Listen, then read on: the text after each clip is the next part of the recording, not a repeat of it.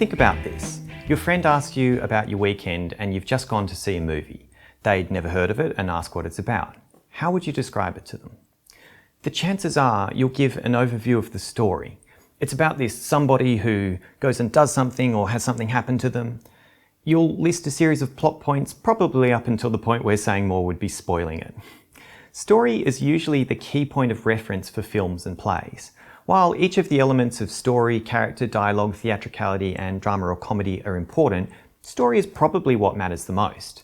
The best plays I've read, seen, or written have strong, unique storylines. A play with a weak storyline can still be fun or watchable, especially if the humour is there or if it's powerfully performed, but it probably won't stick in your mind.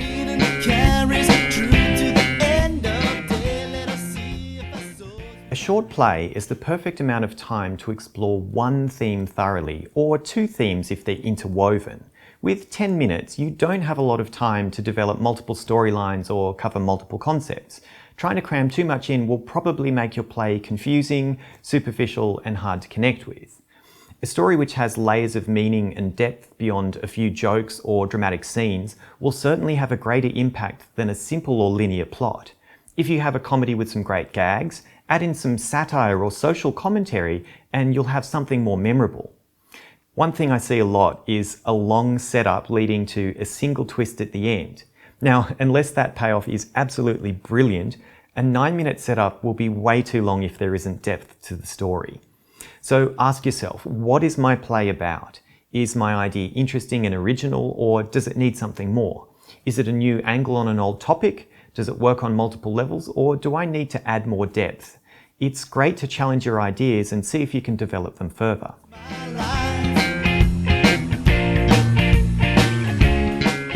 Other than including depth in your story, another critical factor to get right is plausibility. This refers to how believable an event, character, interaction, emotional response, etc. is. If your audience doesn't believe a character would behave in a certain way, they will struggle to accept the reality you've created and probably lose interest. Now, it's worth noting that could happen in the real world and plausible are not the same thing. If your writing contains magic or aliens or fantasy creatures, audiences will buy into this so long as you have internal logic. This means you create a consistent set of rules or a framework and stick by them.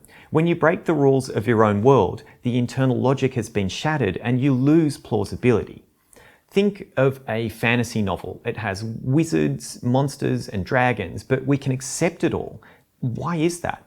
It's because it's fine for writers to create their own worlds. Audiences will buy into it if it's compelling enough. But now think about this. The hero in your fantasy novel is battling a dragon and he suddenly pulls out a shotgun and shoots it dead. Now, we'd probably think that's stupid and unbelievable, not because of the made-up dragons, but because of the real-world shotgun. And that's because the gun doesn't belong in that world. So, unless you have guns in the fantasy world from the outset, it would be a breach of internal logic to suddenly have a character pull one out.